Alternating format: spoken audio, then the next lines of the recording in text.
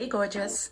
Welcome to the Bernadette Jackson Podcast, where we are redefining how the world views women with daddy issues by discussing topics, sharing stories, and gaining insights, all from the perspective of a fatherless daughter. I'm your host, Bernadette, the creator of Her Way Relationship Intensive and your favorite fear investigator. If this is your first time here, here's what I want you to know. The fear of abandonment and rejection is the lens through which fatherless daughters do most things. It informs how they show up in every relationship. Most fatherless daughters are operating in the fear of abandonment cycle and they don't even know it. Each week, I focus on a topic that highlights how fear shows up in our lives, either through conversations with others or deep dives into the insights that I have. If you'd like to know if you're on the fear of abandonment cycle, go to BernadetteJackson.com/FOA cycle and take my free assessment.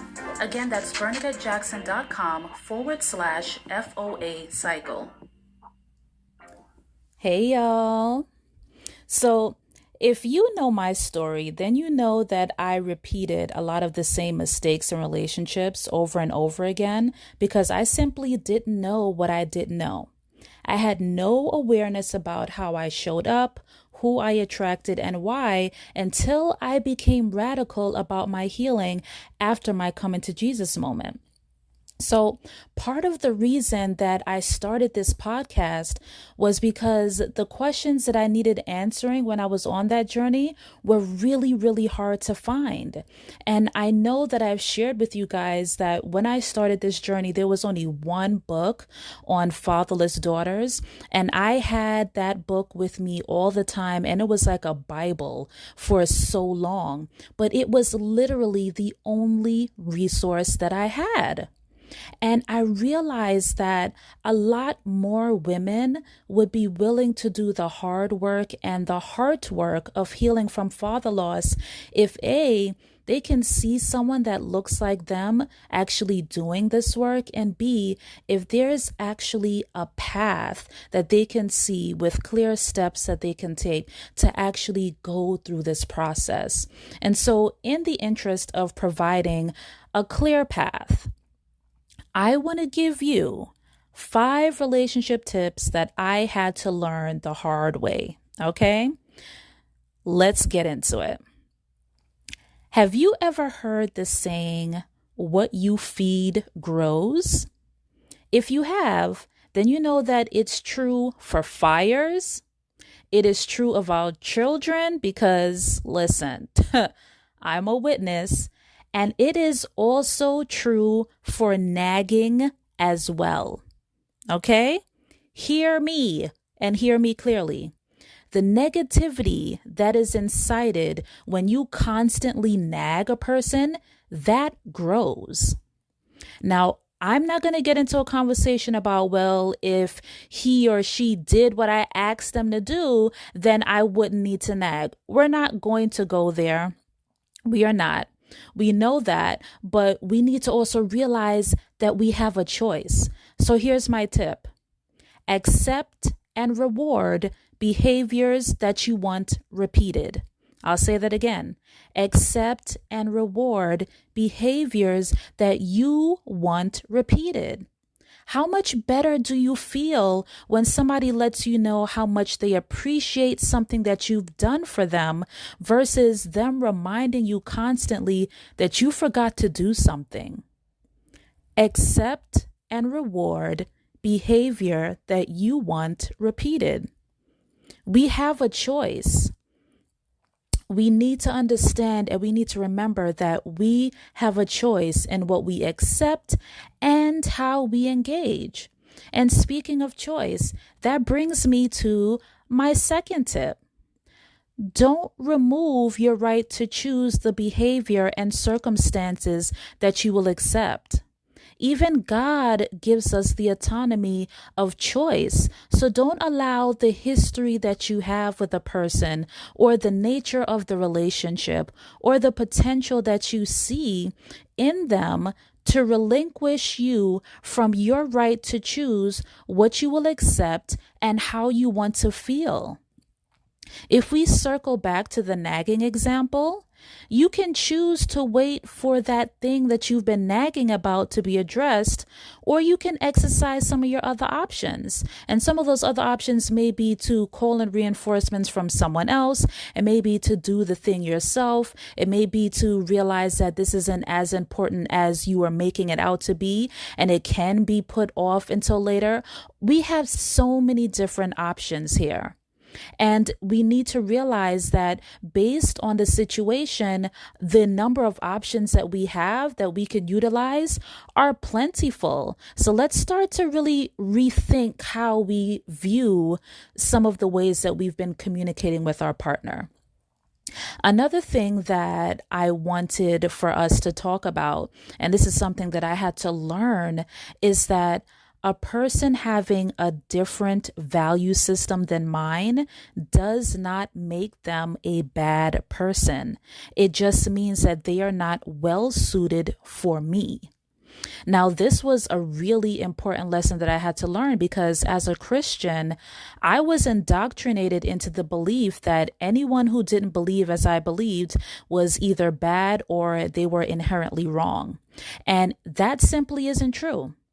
I've met tons of people who do not share my views, and they are still really great people. I had to learn that I needed to qualify the significance of the difference of opinion that me and another person was having.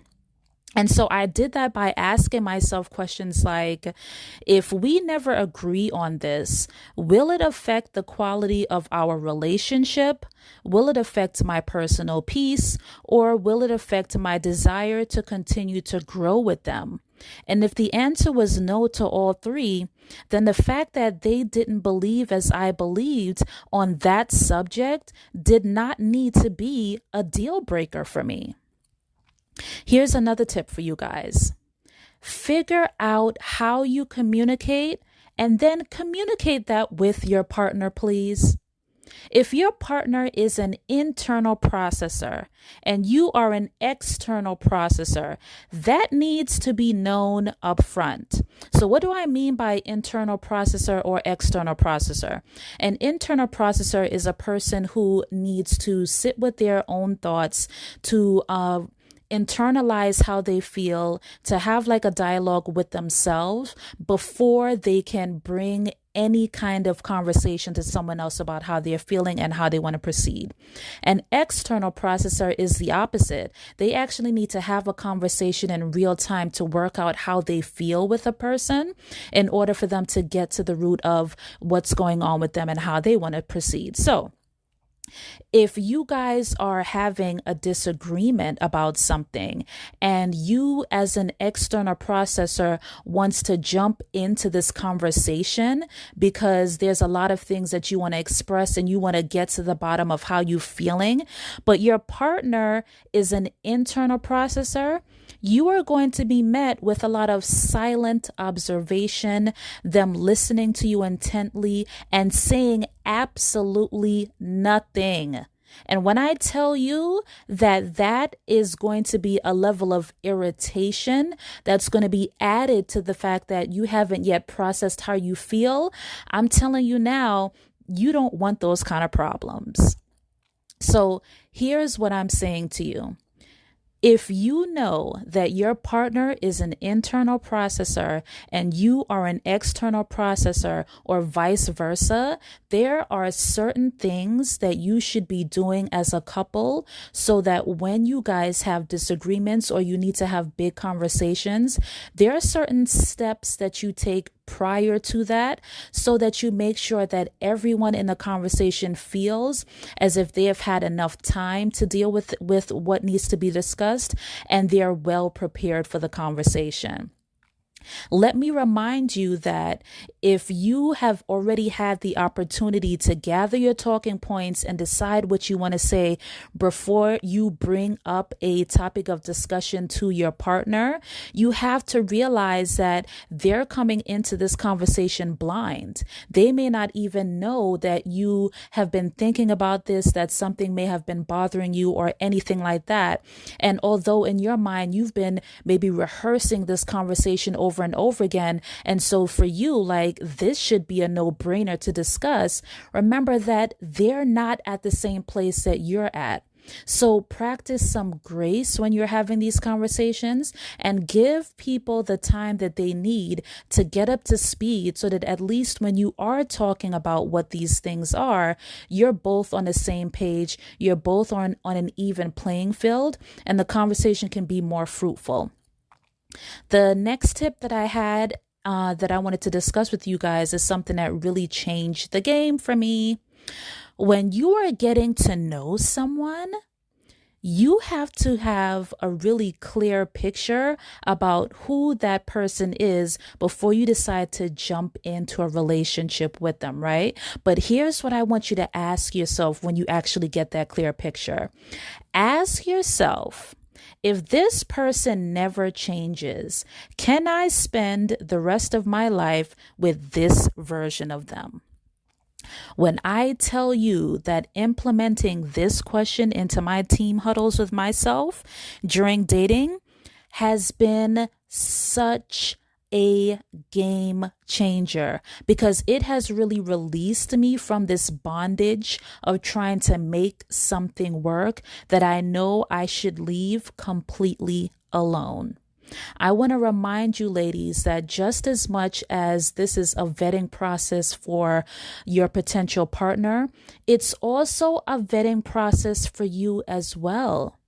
You get to choose if you like what's happening and want to continue exploring. So don't forget that your choice is just as important as theirs. Here's a bonus tip for you guys. If you are looking for a man to be the provider in your home, remember that that role goes far beyond financial responsibility. Can he provide emotional safety?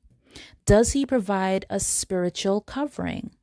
Has he proven that he can be a safe space for you to mentally let your hair down? Think beyond money when you are checking to see if the man that you're dating is a provider. So that's the bonus tip for you guys. Okay, so we are back this week with this new segment, Ask Bernadette, and I have a really great question from a young lady. Here it goes. Hi, Bernadette. My boyfriend and I have been together for 4 years. I love him and I know that he loves me. My problem is that every time we get into an argument, he shuts down, and then when we finally get to talk about it, he says that it's cool, let's not dwell on the past, and I don't want to argue. So I don't want to argue with him either, but I also don't want to keep leaving things unresolved. How can I get my boyfriend to understand that I want to discuss disagreements because I don't want us to repeat them, not because I want to argue? Ooh, I love this question.